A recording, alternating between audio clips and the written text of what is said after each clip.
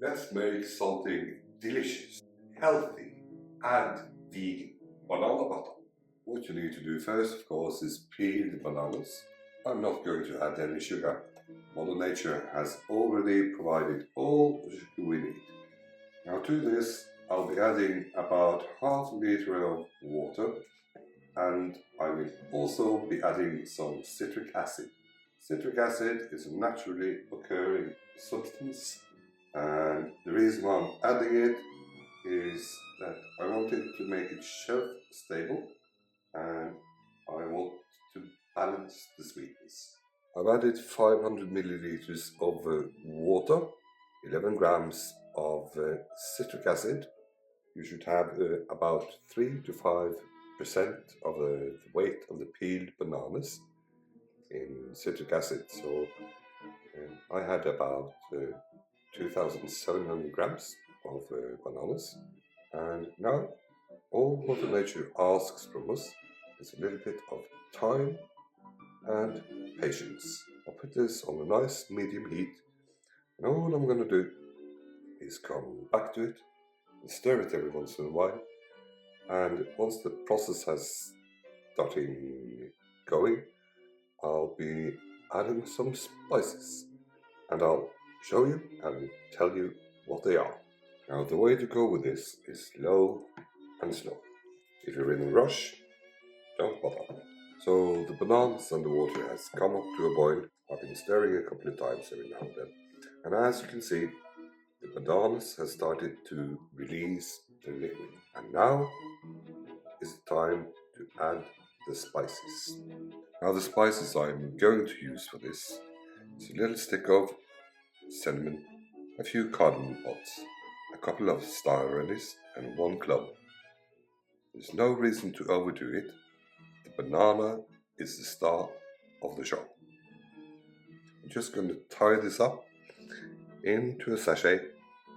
Dump it in.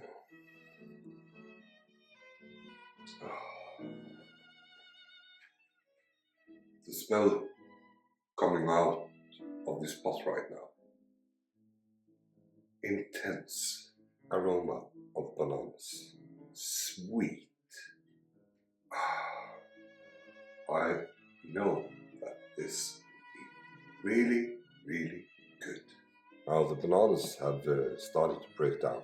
Now you may ask what you can use banana butter for, apart from the obvious, as a spread on sandwiches, or maybe over some yogurt. But bananas are an excellent binder, and if you would like to see me make granola or granola bars using this as a natural binder and sweetener, please leave a comment. I have pureed the banana butter with an immersion blender, and now it's all about waiting for it to reach the right temperature, evaporate away enough water, and stir it so it doesn't burn. Starting to caramelize. After a while you will be needing a splash guard, and I really can't show you what's going on, because this is spluttering, and if you're not careful you will burn yourself.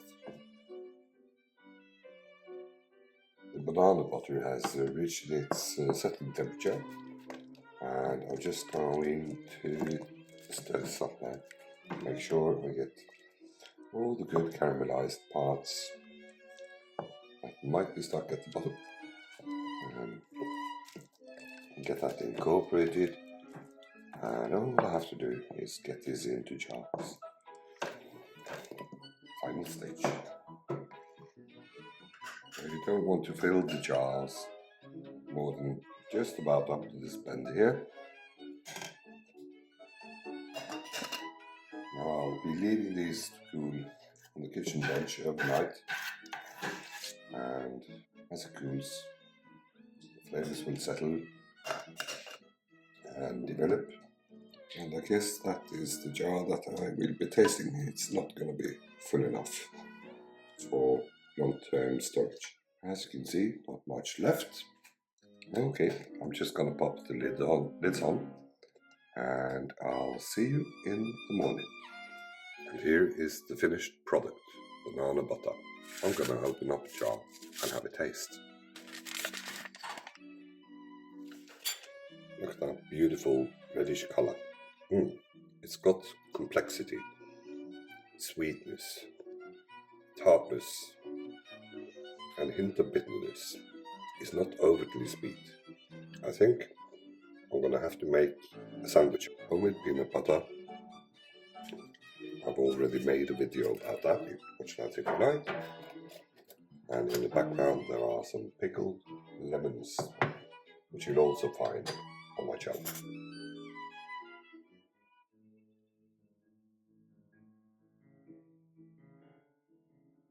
Peanut butter and banana, classic. That is very good.